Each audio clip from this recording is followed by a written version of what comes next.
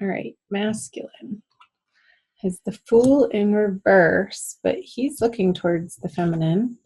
And the Knight of Cups is looking the other way. So I feel like the masculine energy, Capricorn, is going towards the feminine to revisit something. Mercury is retrograde. I'm not surprised that he's in reverse, looking towards the feminine. However, I don't feel like the feminine is receptive to his energies and his approach, what he has to say, what he has to offer for the start of April. I feel like the feminine energy is looking out to other prospects, like keeping her options open. She's not saying no to him. I feel like she has one ear turned to listen, like, okay, the masculine's trying to communicate something here. What does he have to say? But not taking it, she's taking it with a grain of salt, essentially, and really not, like, her armor's on. She's not letting it sink into her heart center, but she's considering it. The horse is sort of looking in that direction too, like, who's behind me over there? I feel like the masculine is a little bit regretful. However, the way that he's approaching the feminine isn't quite in the way that she would want him to be, for her to completely turn this horse around and start running back into his direction. So let's see what's in his subconscious energies. The Hermit in reverse. Let's see hers. The 10 of Pentacles. So yeah, this is what the feminine wants to create and have and manifest and be living in, this full, abundant, glorious, sharing, family, fun atmosphere. And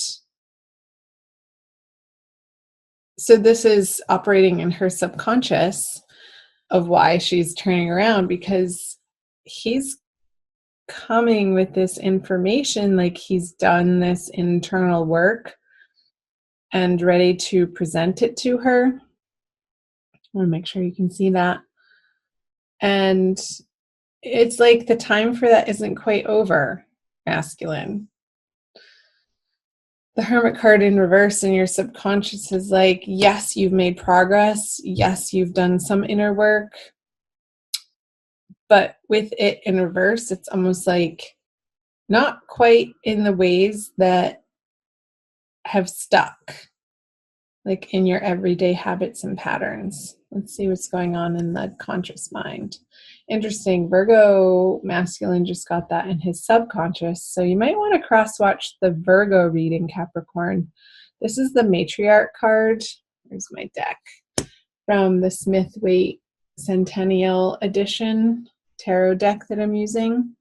And it's an additional artwork piece that is the matriarch card.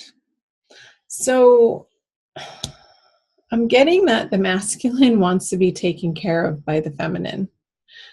And let's see what she has in her conscious. Yeah, she's not having it. There's still some disagreements, and you guys are not seeing eye to eye in your communications. It's like he's coming at her from this old paradigm of wanting the feminine to fulfill this role for him. And she has such a bigger vision than that. That's beyond this motherly figure. This is part of it.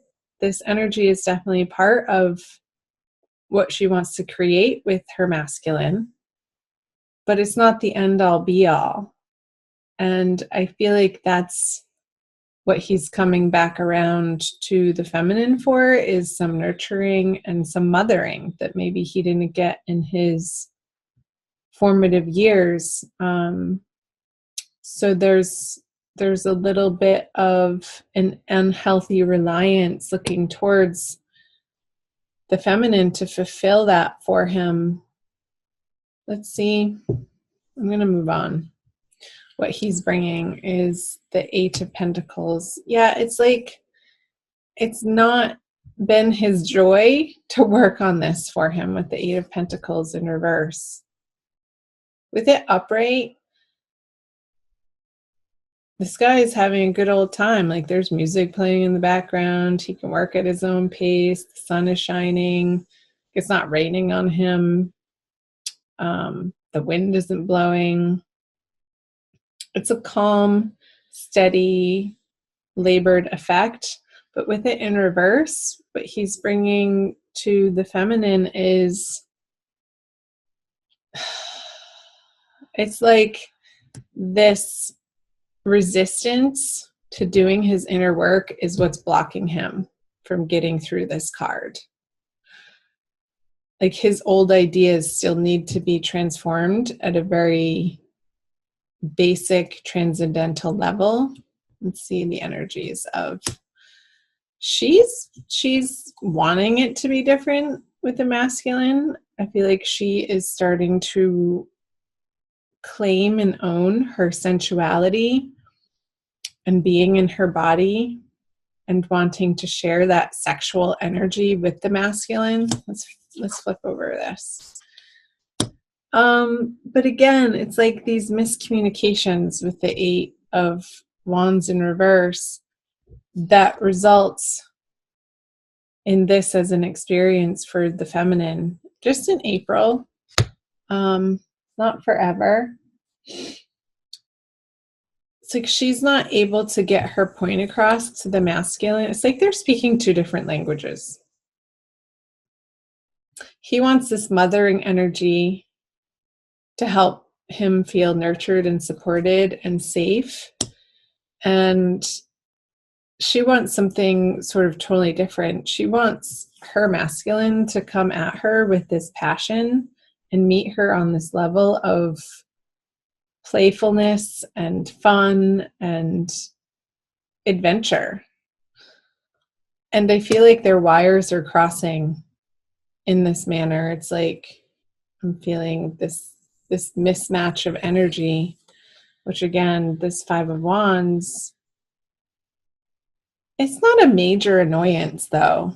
I mean, she's still holding her cup here, feminine. So she's really not, I mean, there's a little bit of an effort on her part, but once she sees that it's met with this resistance from the masculine, she's not, I don't feel like she's pushing forward. It's almost like it's this push-pull energy, like parts of her wants to have it out with the masculine in this passionate encounter. And it's like this, I'm getting the sense that these arguments and these miscommunications and these frustrations to do with the masculine on the feminine side are like traditionally or in the past would have led to a sexual encounter, like that friction of being a little bit mad at each other, and then you kiss and make up and have great makeup sex, that type of thing. But that's not happening in April. It's just the energy isn't set up for it. So that's fine. Go explore your other options, feminine. Do what makes you feel happy in April. Surround yourself with high vibe, positive people who encourage you to not squash this dream that you have, this vision, this idealism that you're shooting for the stars, and that's okay. Like hope in your heart, in the present. I was reading about hope actually this morning, and I was wondering if it was an emotion or not. And in fact, the jury says, most of the psychological journals say, no, it's not an emotion. It's more of a cognitive way of being and informing your current state of mind, which can affect your behaviors of how you act in the present moment. So keep hope for this vision for yourself, this abundance, this comfort, this overflowing prosperity that you will one day create with your masculine.